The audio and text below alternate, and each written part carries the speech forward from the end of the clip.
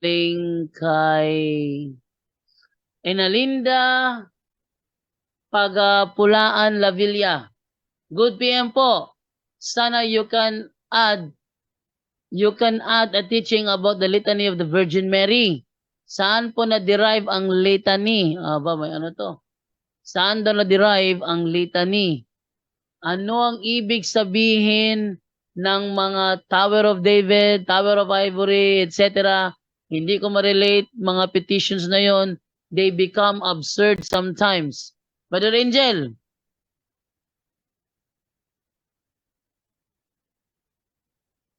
Yes, pinaliwanag na yan ni Bro Wendell dati, no.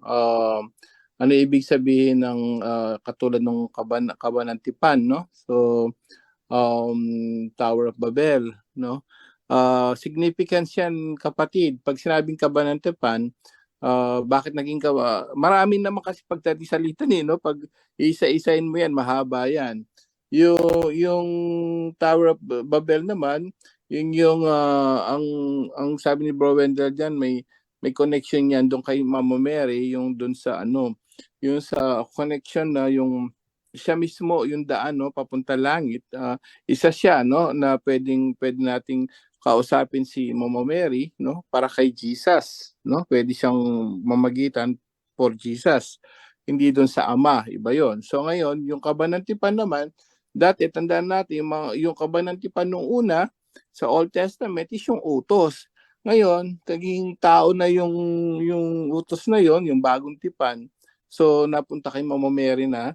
At yung kay Mama Mary, si Jesus mismo, siya na yung bagong tipan. At paglabas niya, nandun yung kautusan. Siya na nagturo naman ng kautusan. So, lahat po ng mga litany yan, kapatid, may connected yan po sa Old Testament at sa Biblia, lahat yan. Pag sinabi litany, sunod-sunod na pagpaparangal kay Mama Mary, kapatid, no?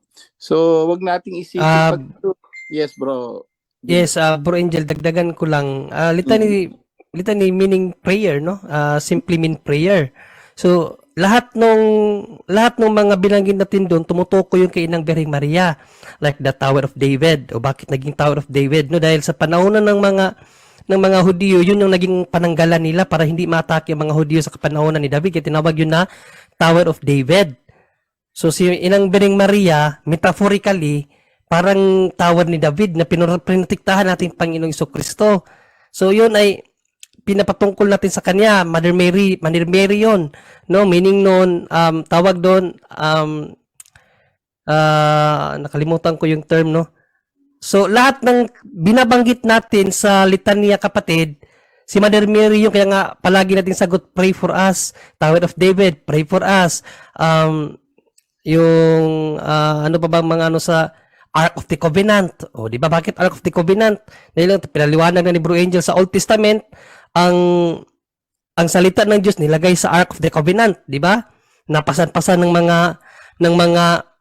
mga Hudyo. At yung Ark of the Covenant na yun ang naging kabanal-banalan na lagayan ng salita ng Diyos. Sa New Testament, ang salita ng Diyos mismo ng Panginoong Jesucristo ang nasa loob ni Inang Birheng Maria. Siya ngayon ang Ark of the Covenant.